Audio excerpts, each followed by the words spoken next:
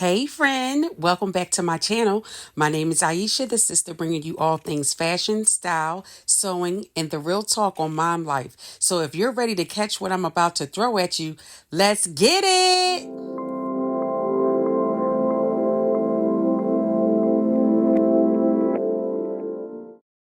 So a little disclaimer, this information that I'm getting ready to share with you is information that I've repurposed from a few years ago. You know, sometimes you're going through your phone and you're like, oh my God, I forgot all about this. And then you listen to it and you're like, wow, this is really good. I need to share this. And so this is one of those moments right here. But just sit back, relax, and enjoy. Saying music. Hey. Whoa. Okay. Just got 3 tips for y'all while I am getting ready. Like I'm on a little break from sewing, so this stuff was like on my mind, so I wanted to talk to y'all really quickly about these 3 tips. Okay, hey Tay, I gotta get with you, girl. I'm gonna text you. Thanks for the hearts. So let me just drop these three tips for y'all, so I can get back to what I was doing. But it's been ringing on my heart, so I really felt like I needed to say this because I know over the holiday times, I know that sometimes it's hard to be able to enjoy the holidays. I know even with Corona, that we had a lot of passings this year.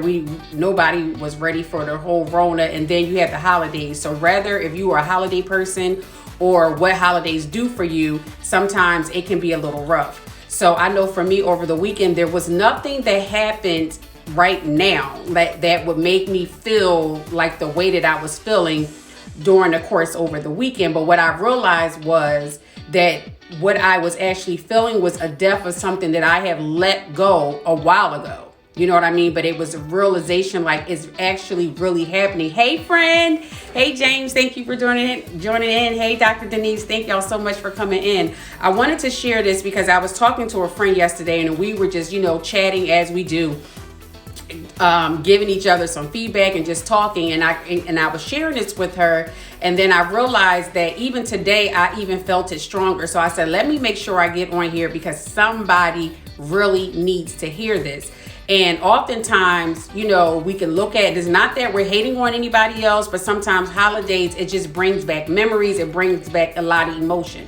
And it's kind of hard to try to decipher where all that is coming from. So first things first, for me, because I've been practicing it for so long that I can really pick myself apart and realize get to the root of the problem. You always want to get to the root. You don't want to trim off the edges. You don't want to try to make it pretty. If you got to scream, holler, yell, whatever it is, but the key to it is to get to the root of the matter. So if you are a babe in this and a newbie, and it's okay because we all had to start from somewhere, I encourage you to get like a mindset journal. You can just get a little notebook, okay? And what I want you to do in this notebook, so this is the tip number 1. What I want you to do in this notebook, I want you, when you feel something, whatever it is, I don't care how minute, I don't care, whatever it feels, like something gets your attention and you like, whoa, what is that? I need you to write that down. Whatever it is that you feel, and try to describe it the best way you possibly can. Try to describe what it is that you're feeling. And then next, what I want you to do after that is to try to identify where is it coming from. If you know how they say, seek and ye shall find. If you truly want to know the real reason or understand what's going on with you, the more you seek, the more you dig into yourself, the more you will find out about yourself. And let me just say this. It is not going to always be pretty what you find out about yourself, but the beauty in it is that you can correct it. And this is how you become better. This is how you live your best life. This is where you can manifest all of these different things. This is how this takes place. People talk about it a lot, but they don't want to talk about like the dark side of it. It's great to talk about the light side, but it's balance. You can't have balance without light and dark, but we're not going to talk about that today because we don't got time for that. I need a whole segment for that part of it. And these are things, guys, that I had to learn strictly on my own. Corona, this COVID was a bittersweet for me because it had me secluded. Like it had me to really sit down and really ponder on what was going on with me. Where did I want my future to look like? How did I want to feel? Like what kind of relationships I wanted to be in? What type of, all of that good stuff. So, and when I began to pick me apart, I was like, whoa, sis, whoa, we got some work to do. But I've been working on myself for quite some time now. So I want to share these tidbits with you because the second thing, now all that was number one, okay?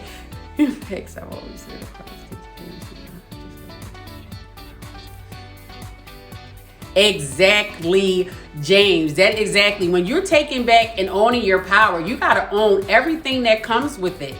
Like, you can't just be like, hey, and then, you know, and try to sweep everything else under the rug.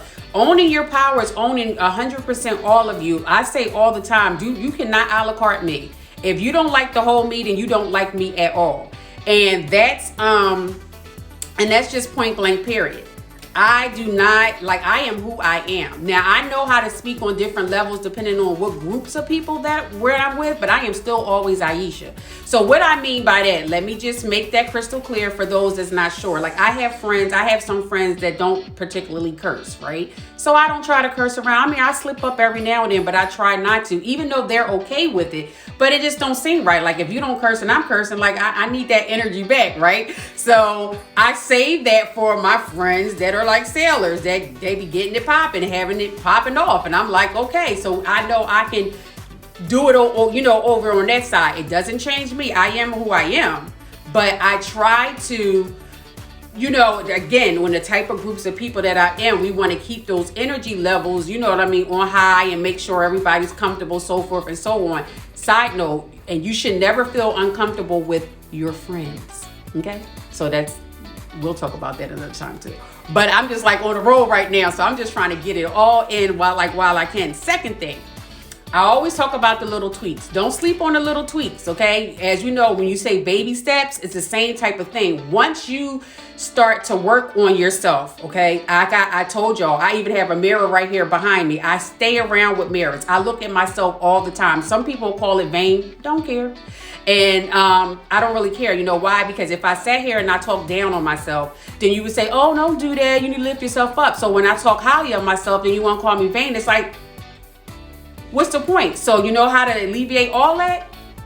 What somebody think of what you do is not your business. If it's helping you, if it's making you do what you need to do for yourself, that is what you do. I have mirrors all around me. I have pictures all around me. Now, my pictures have different meanings, but they are pictures of me. Again, somebody can look at that and say, "Ooh, girl, this girl is vain," but you don't even know my story. So therefore, I don't even have to worry or be bothered about what it is that you think. But I know when I look at this picture, I know where this picture came from, what this picture brought me out of. That's why I have it blown up. If you guys saw my live when I was showing you guys about my apartment and I was saying a little bit about it, these are the reasons why I do that. But I have two big mirrors on both sides of my bed that says, "Hello, beautiful, I love you," and "Hey, gorgeous, you got this."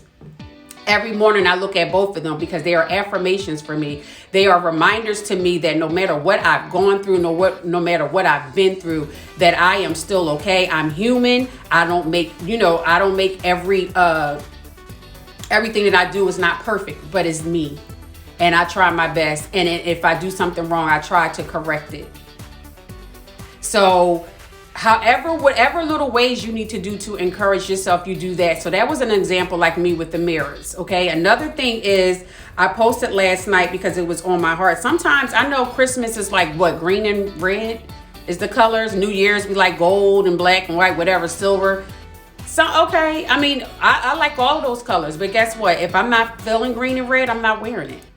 If I'm not feeling gold and silver, sparkly and black, I'm not wearing it. Today I'm feeling it. I got on gold and black, but I just felt it was the mood. Like when I get up, I'm like, what should I wear? Even if I had something laid out, things can change. So you change it. Don't stick. If you feel like you need to switch it up, you need to switch it up. Color has meaning. Like if y'all want me to do, I will do a color class for you. It has meaning. So just because you could have, like, my favorite color is blue.